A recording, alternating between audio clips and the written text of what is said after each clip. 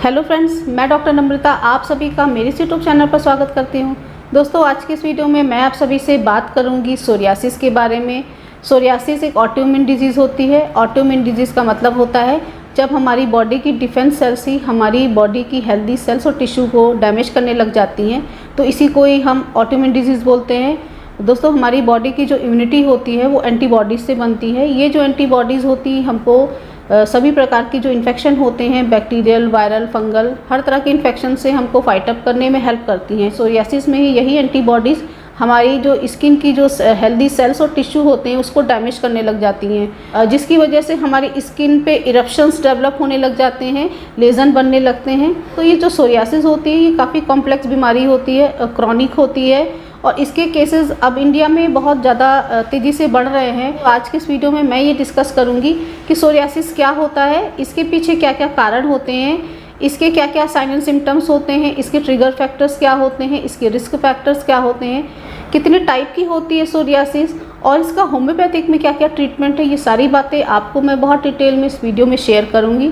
तो दोस्तों, ये वीडियो को एंड तक ज़रूर देखें क्योंकि बहुत ही इन्फॉर्मेटिव वीडियो है।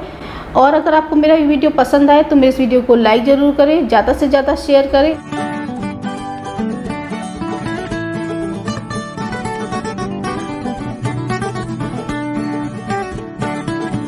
वीडियो को शुरू करने से पहले अगर आप मेरे चैनल पे नए हैं, पहली बार मेरा वीडियो देख रहे हैं और आपने अभी तक मेरे चैनल को सब्सक्राइब नहीं किया है तो मेरे चैनल को सब्सक्राइब करके बेल आइकन को प्रेस कर दें, जिससे कि जब भी मैं इस तरीके के इन्फॉर्मेटिव वीडियो अपलोड करूं तो उसकी नोटिफिकेशन आपको मिलती रहे। तो चलिए बात कर लेते हैं सोरियासिस के बारे में।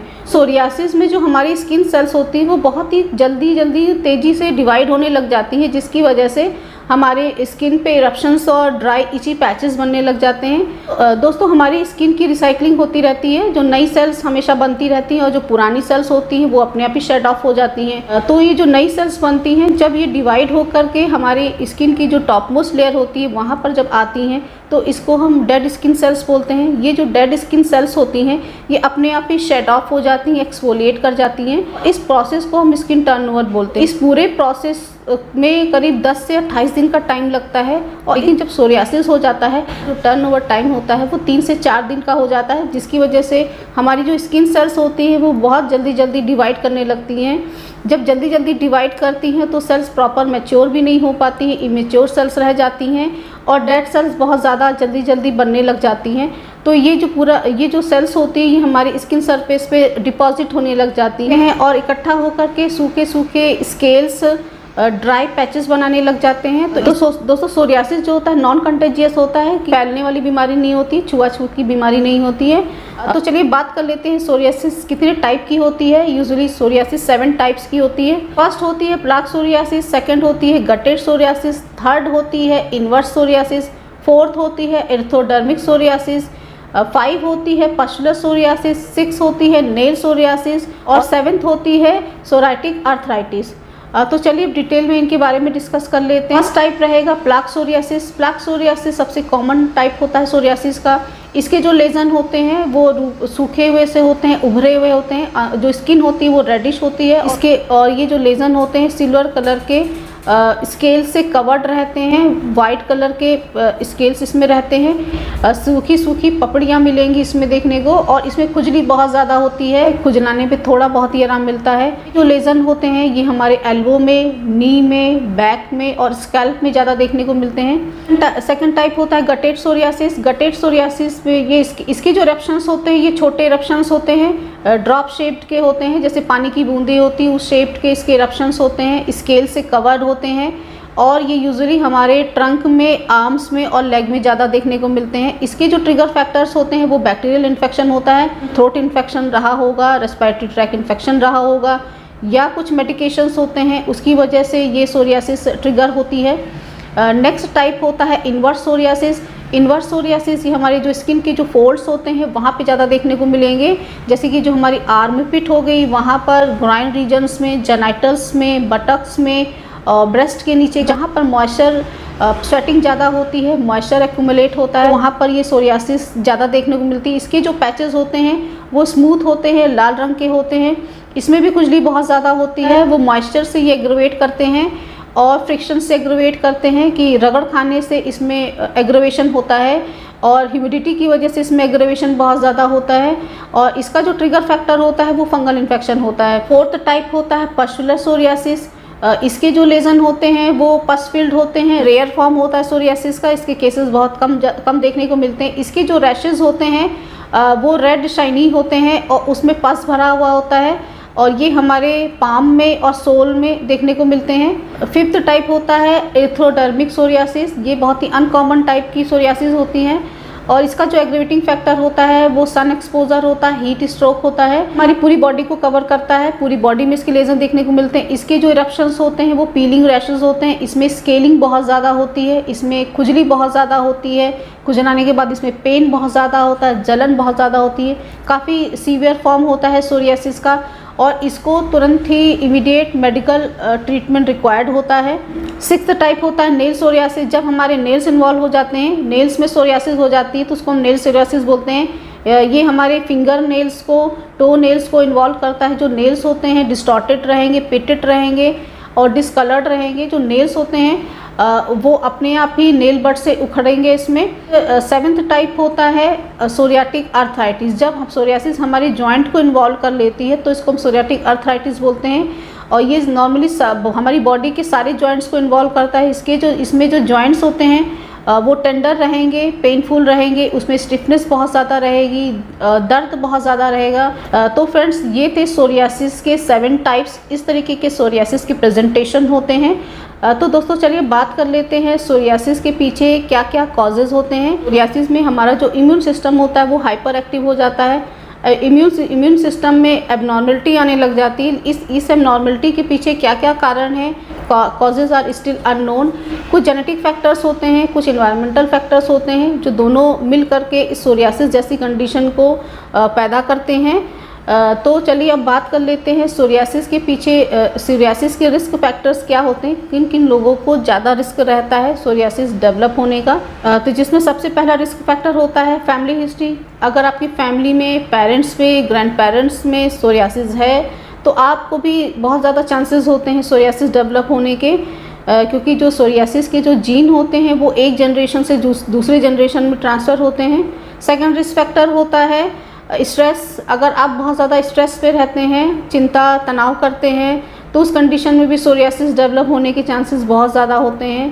थर्ड रिस्क फैक्टर होता है स्मोकिंग। अगर आप स्मोकिंग करते हैं तो ये देखा गया है कि जो लोग स्मोकिंग ज़्यादा करते हैं तो उनके अंदर सोरियासिस डेवलप होने के चांसेस बहुत ज़्यादा होते हैं। यहाँ तक कि अगर आपको सोरियासिस है तो सोरियासिस की सीवियरिटी भी बढ़ जाती है अगर आप स्मोकिंग लगातार करते रहते हैं। तो फ्रेंड्स ये थे इसके रिस्क फैक्टर्स। तो चलिए इसके ट्रिगर फैक्टर्स के बारे में बात कर लेते हैं कि कौन कौन सी चीज़ें हैं जो सोरियासिस को ट्रिगर करती हैं। जिसमें सबसे पहला ट्रिगर फैक्टर रहेगा इन्फेक्शन।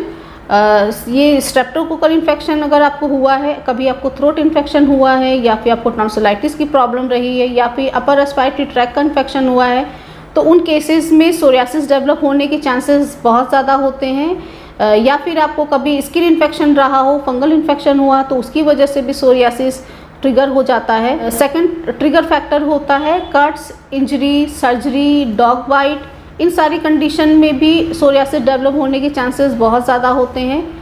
थर्ड जो ट्रिगर फैक्टर होता है वो होता है हैवी कंजप्शन ऑफ अल्कोहल। अगर आप अल्कोहलिक हैं और आप नियमित रूप से अल्कोहल का इस्तेमाल करते हैं तो उस कंडीशन में भी आपको सोरियासिस डेवलप होने के चांसेस बहुत ज़्यादा होते हैं। फोर्थ जो ट्रिगर फैक्टर होता है वो होता है एक्सट्रीम कोल्ड और एक्सट्रीम ड्राइनेस या सन एक्सपोजर। बहुत ज़्यादा गर्मी की वजह से, सन एक्सपोजर की वजह से या फिर बहुत ज़्यादा ड्राई वेदर की वजह से या एक्सट्रीम कोल्ड वेदर की वजह से भी सोरियासिस ट्रिगर हो जाता है।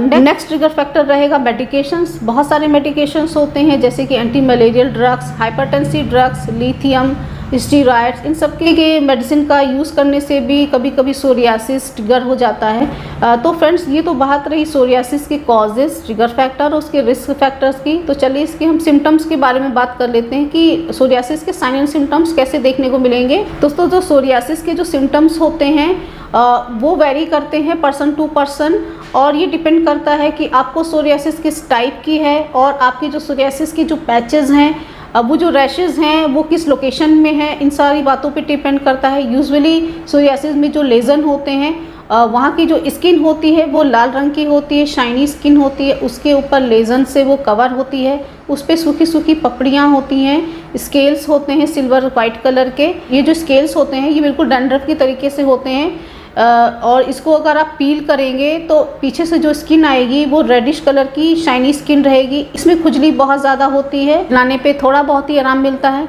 लेकिन खुजली फिर से वापस आ जाती है। इसमें जलन बहुत ज़्यादा होती है, कभी कभी इसमें ब्लड भी आ जाता है, इसमें पस भी देखने को मिलता है। तरीके के सिम्टम्स आपको मिलेंगे सोरियासिस में देखने को। तो चलिए बात कर लेते हैं सोरियासिस के होम्योपैथिक ट्रीटमेंट के बारे में। आमतौर पे ये माना जाता है कि जो सोरियासिस है वो इनक्योरेबल होता है। सोरियासिस क्योंकि क्रॉनिक प्रॉब्लम होती, ऑटोइम्यून डिसऑर्डर होता है तो इसको ठीक करना काफ़ी टफ हो जाता है। तो सोरियासिस के केसेस को हम लोग कॉन्स्टिट्यूशनली ठीक करते हैं। इसमें हम पेशेंट के सिम्टम्स को देखते हैं, उसके मेंटल सिम्टम्स को, उसके फिजिकल सिम्टम्स को, और कोई पिक्यूलर सिम्टम्स होते हैं, इन सारी सिम्टम्स को मैच करके हम मोस्ट सिमिलर मेडिसिन उसको प्रिस्क्राइब करते हैं। लेकिन होम्योपैथिक में बहुत सारी मेडिसिन होती है जो थेरेपेटिकली प्रिस्क्राइब की जाती हैं सोरियासिस के केसेस में, और इन मेडिसिन को यूज़ करके बहुत सारे सोरियासिस के केसेस को ठीक भी किया जा चुका है। तो चलिए डिस्कस कर लेते हैं कौन कौन सी मेडिसिन है जिसको आप यूज़ कर सकते हैं। जिसमें फर्स्ट मेडिसिन रहेगी सल्फ़र। दोस्तों sulphur first drug of choice होती है।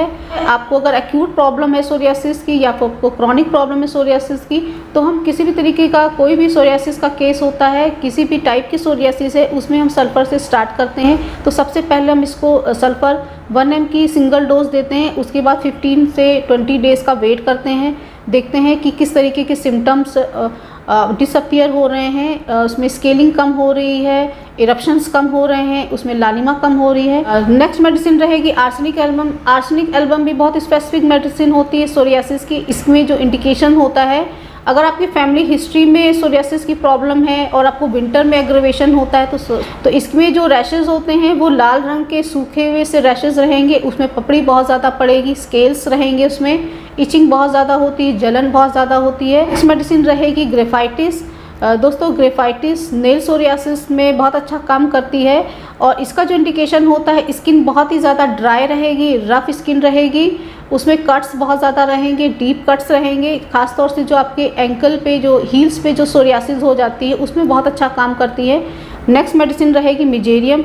अगर आपको इरप्शंस में पस फॉर्मेशन हो रहा हो, आपके हाथों में, पाँव में सोरियासिस के इरप्शंस हो, उसमें पीलिंग होती हो, उसमें पस फॉर्मेशन हो रहा हो। नेक्स्ट मेडिसिन रहेगी रस्टॉक्स 30।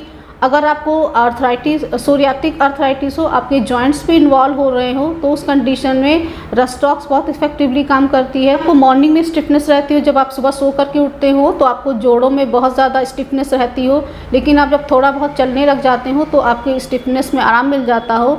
नेक्स्ट मेडिसिन रहेगी आर्सेनिक आयोड। आर्सेनिक आयोड भी सोरियासिस की बहुत इफेक्टिव मेडिसिन होती है। इसके जो पैचेस होते हैं वो रेडिश कलर के पैचेस रहेंगे, वो स्केल से कवर्ड रहेंगे, सफ़ेद रंग की सिल्वर कलर की पपड़ी इसमें पड़ी रहेगी। के जो स्केल्स होते हैं वो काफ़ी बड़े बड़े होते हैं। फ्रेंड्स इन मेडिसिन को आप यूज़ करें कम से कम 3 से 4 महीने तक। इसके साथ ही साथ आपको कुछ मैनेजमेंट भी फॉलो करना है, जैसे कि आप अपनी स्किन को ड्राइनेस से बचाएं, मॉइस्चराइज़र का यूज़ करें और सन एक्सपोजर को अवॉइड करें। अल्कोहल या स्मोकिंग करते हैं तो उन सारी चीज़ों को आप अवॉइड करें और अपने स्ट्रेस को दूर रखें। सो फ्रेंड्स, ये था डिस्कशन सोरियासिस और उसकी होम्योपैथिक ट्रीटमेंट के बारे में। आई होप ये वीडियो आप सभी को पसंद आया होगा।